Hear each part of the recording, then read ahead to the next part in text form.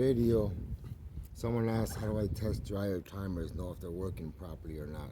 Alright, I got two timers here with me. I took this one apart here, the cover's off. What happens to timers? Mostly the only thing that can go wrong on a timer is all these here, you can see they're contacts. So when you're turning your timer, let's see, here's the timer here. I'll put that there like that so you guys can see it. Alright. Every time I turn this timer, it's making contacts. That's these things in here, the copper contacts here.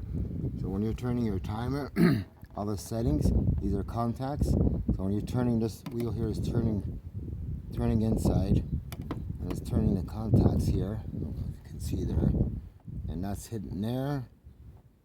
Okay, and that's all right. And it goes back. And this one here is gonna hit down. All right, this one's gonna hit up.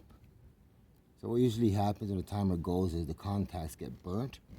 I don't know how good you can see that there. You can see it's burnt. It's a bit of black there.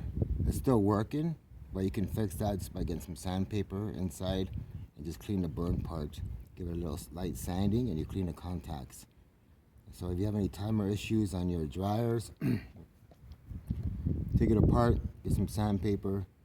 You see some blackness, tarnish on that contact there, so when it's hitting contacting, it's not making a good contact. And you can feel it when you push it in, it's kind of sticky.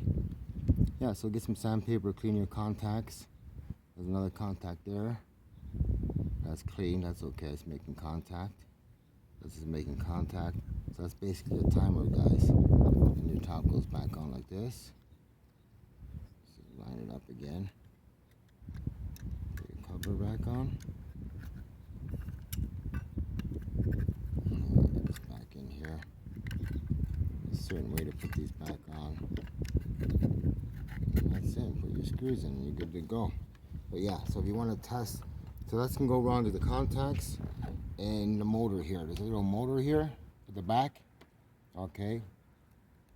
You test it. If you got continuity between the motor here, the two brown wires, it's no good.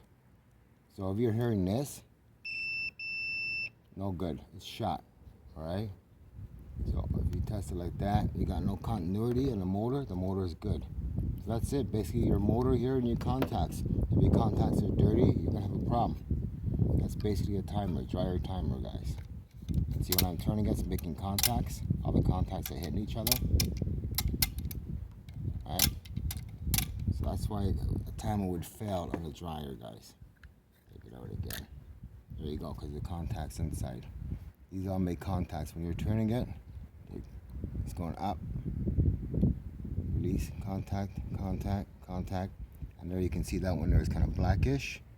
So I could use a cleaning there so it can make a good contact. That's about dryer timers. So basically, yeah, they rarely go bad, timers. Rarely go bad. I've never seen one go bad yet, right? Yeah, so they're pretty good. And that's it. That's dryer timers, guys. Get this off. Alright, thought I'd make a video. Guy asked the question, how you know if the timers are good or bad. That's it. Okay, just put it back together, guys. Pretty simple, just put it back together. When you're putting it back together, push it in and keep turning it, and then turn it left again until it falls through. And then you're good to go. So we'll just test it, make sure it's doing the contacts. Oh, sorry, trying to hold this camera at the same time. Alright, and the other one. Okay.